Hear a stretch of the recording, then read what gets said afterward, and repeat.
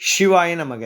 63 நாயன்மார்களில் ஒருவரும் கொடும்பாளூர் என்ற ஊரை ஆட்சி செய்த குறுநில மன்னரான இடங்களி நாயனார் அவதரித்ததும் முக்தியடைந்ததும் கொடும்பாளூர் என்ற ஊரில்தான். இந்த கொடும்பாளூர் என்ற கிராமத்தில் அமைந்துள்ள இடங்களி நாயனாருக்கென்று அமைக்கப்பட்டுள்ள திருக்கோயிலை தான் நாம் இப்பொழுது இங்கே தரிசனம் செய்ய இருக்கிறோம். திருச்சியிலிருந்து விராலிமலை வழியாக மதுரை செல்லும் சாலையில் நாம் பயணம் செய்யும் பொழுது புதுக்கோட்டை மணப்பாறை சாலை சந்திக்கும் இடத்தில் இந்த கொடும்பாளூர் என்ற கிராமம் அமைந்துள்ளது. இந்த ஊரை ஆட்சி செய்த இடங்களியார் சிவபெருமானுக்கும் சிவ அடியார்களுக்கும் தொண்டு புரிவதையே தன்னுடைய கடமையாக கொண்டிருந்தார். இந்த ஊரில் வாழ்ந்து வந்த ஒரு ஏழை விவசாயி தன்னுடைய நிலத்தில் விளையும் நெல்லை கொண்டு அந்த ஊருக்கு வரும் அனைவருக்கும் அன்னம் பாவிப்பதை, அதாவது அனைவருக்கும் உணவு அளிப்பதை தனது கடமையாக கொண்டு வாழ்ந்து வந்தார்.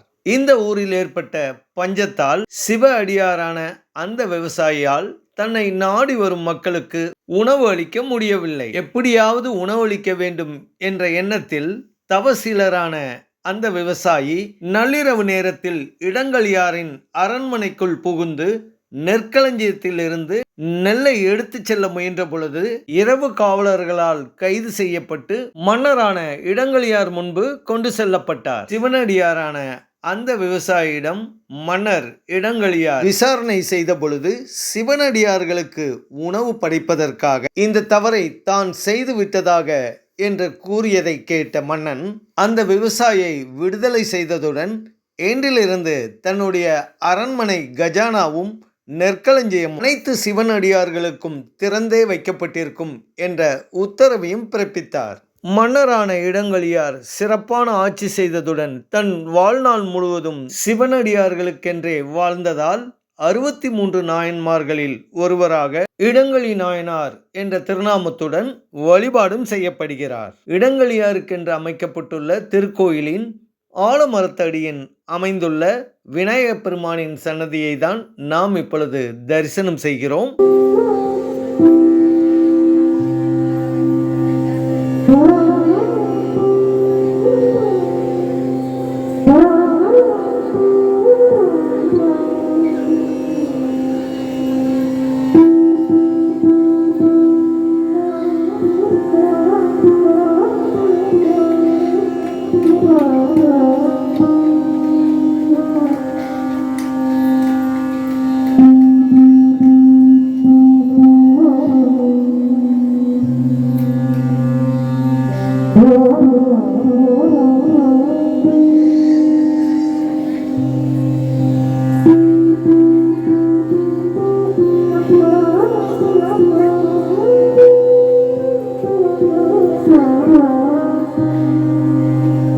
இடங்களியாரின் சன்னதிக்கு எதிரே அமைந்துள்ள நந்தியம்பெருமானின் அழகிய திருவுருவத்தை தான் நாம் இப்பொழுது இங்கே தரிசனம் செய்து கொண்டிருக்கிறோம்.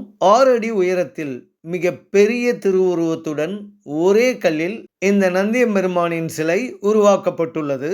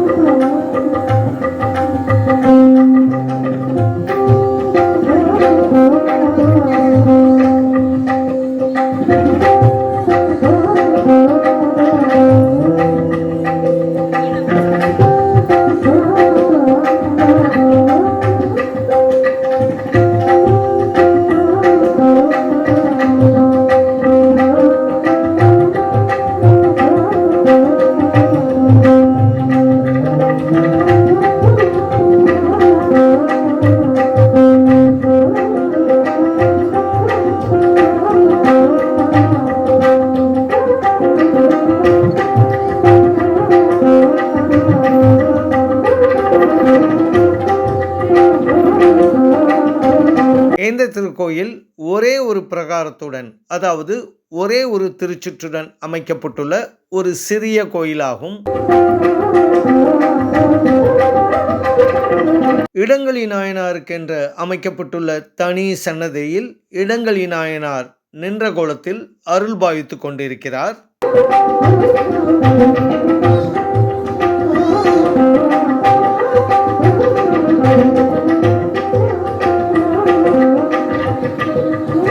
இடங்களி நாயனாரின் சன்னதிக்கு வலதுபுறம் அமைந்துள்ள விநாயகப் பெருமானை தான் நாம் இப்பொழுது வழிபாடு செய்கிறோம்.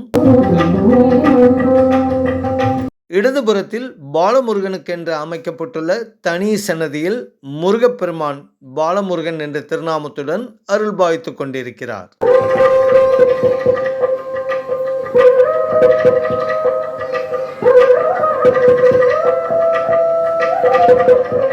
தனி சன்னதியில் நின்ற கோலத்தில் அருள்பாவித்துக் கொண்டிருக்கும் இடங்களி நாயனாரின் அழகிய திருமேனியை தான் நாம் இப்பொழுது இங்கே தரிசனம் செய்து கொண்டிருக்கிறோம்.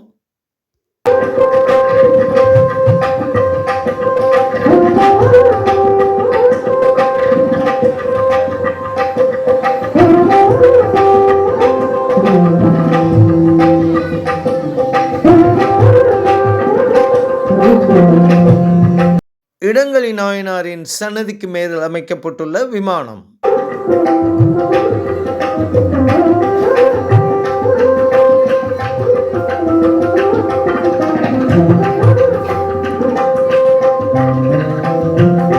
சிவபெருமானுக்கென்று அமைக்கப்பட்டுள்ள தனி சன்னதியில் திருமுறைநாதர் என்ற திருநாமத்துடன் லிங்க திருமேனியுடன் அருள்பாவித்துக் கொண்டிருக்கும் சிவபெருமானின் அழகிய திருமேனியை தான் நாம் இப்பொழுது இங்கே கண்குளிர தரிசனம் செய்து கொண்டிருக்கிறோம்.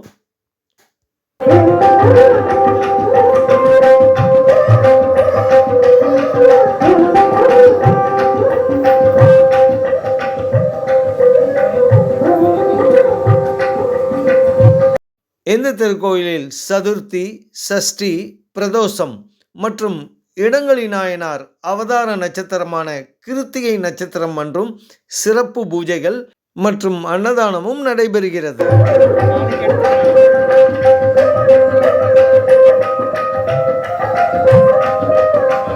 இடங்களி நாயனார் பாதம் பட்ட பூமியில் நாமும் நம்முடைய பாதங்களை பதித்ததுடன் அவருடைய சன்னதியை தரிசனம் செய்தோம் என்ற ஆனந்த மயத்துடன் அடியார்கள் அனைவரும் நீண்ட ஆயுளும் நிறைவான செல்வமும் ஆரோக்கியமான உடல் மற்றும் மனநலத்துடன் வாழ வேண்டும் என்ற பிரார்த்தனையுடன் தங்களிடமிருந்து விடைபெறுகிறோம்.